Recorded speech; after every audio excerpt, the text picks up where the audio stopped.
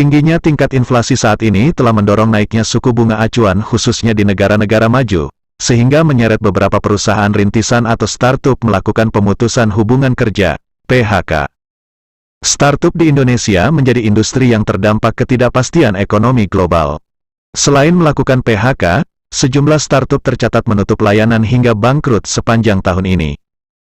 Badai PHK yang terjadi saat ini tentu saja menimbulkan keresahan, apalagi ekonomi global diprediksi akan jatuh ke jurang resesi di tahun 2023.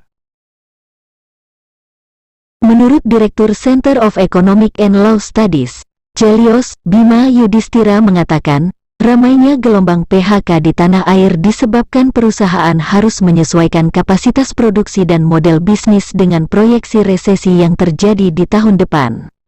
Naiknya biaya bahan baku, ongkos angkutan tidak berjalan lurus dengan naiknya daya beli masyarakat, ujar Bima, dikutip dari Tribun News. Banyaknya PHK di dalam negeri juga dikarenakan adanya kenaikan tingkat suku bunga acuan yang berpengaruh terhadap cost of financing pelaku industri sehingga rencana investasi baru cenderung terhambat oleh naiknya biaya pinjaman. Di bawah ini daftar startup di Indonesia yang melakukan pemangkasan karyawan dan penyesuaian bisnis pada tahun ini. 1. Shopee Indonesia. Perusahaan e-commerce Shopee Indonesia melakukan PHK atas sejumlah karyawannya pada tanggal 19 September sebagai strategi efisiensi perusahaan di tengah persaingan bisnis e-commerce yang ketat. Head of Public Affairs Shopee Indonesia Radinal Nataprawira menjelaskan, manajemen menyatakan berat hati atas keputusan yang diambil ini. Dia mengatakan, keputusan PHK karyawan Shopee ini merupakan langkah terakhir yang harus ditempuh, setelah manajemen melakukan penyesuaian melalui beberapa perubahan kebijakan bisnis. 2. Indosat Ooredoo Hutchison.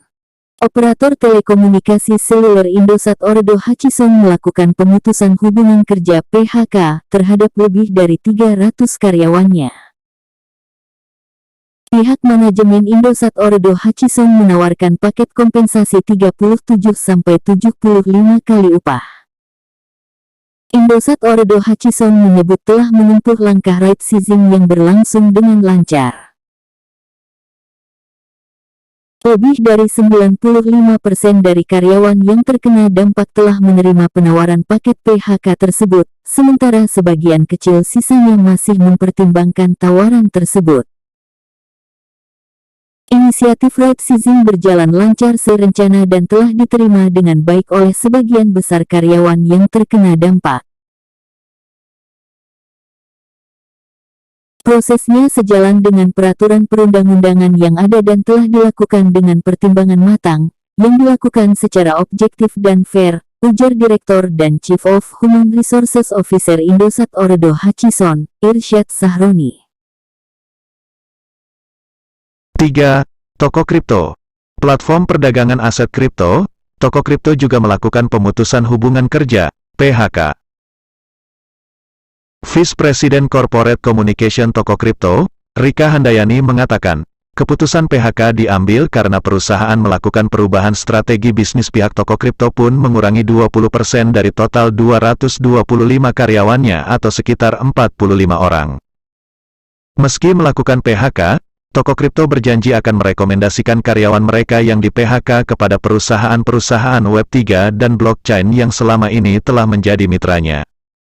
Rika menjelaskan, perubahan strategi bisnis ini sebagai bentuk adaptasi terhadap kondisi pasar kripto dan ekonomi global.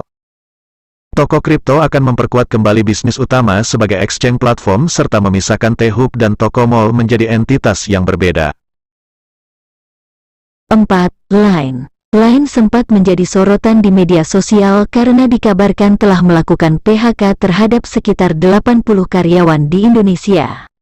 5. Sendit. Startup fintech Sendit melakukan PHK terhadap 5% karyawannya di Indonesia dan Filipina. Chief Operating Office Sendit Tessa Wijaya mengatakan perusahaan melakukan pertimbangan matang sebelum mengumumkan PHK. 6. Lumo. Startup penyedia solusi layanan perangkat lunak Business to Consumer, B2C, Lumo yang sebelumnya dikenal sebagai buku kas melakukan PHK terhadap sejumlah karyawan di Jakarta dan Bengaluru, India. 7. Tanihub. PHK terhadap karyawan startup pertanian Tanihub merupakan dampak dari ditutupnya operasional gudang di Bandung dan Bali. Namun, perusahaan tidak menyebutkan jumlah karyawan yang terdampak. 8. Pahamivi. Startup di bidang pendidikan, Pahamivi, mengambil keputusan untuk melakukan PHK massal untuk beradaptasi di kondisi ekonomi makro terkini. 9. Lingaja. Startup keuangan digital Lingaja melakukan PHK terhadap sejumlah karyawan untuk reorganisasi sumber daya manusia, SDM. Head of Corporate Secretary Group Lingaja Reka Sadewo mengungkapkan penyesuaian jumlah karyawan dilakukan untuk memastikan perusahaan bertumbuh secara optimal dengan SDM yang efisien dan fokus pada bisnis perusahaan saat ini. 10. Si Cepat. Layanan pengiriman barang Si Cepat dikabarkan melakukan PHK terhadap sekitar 360 karyawannya.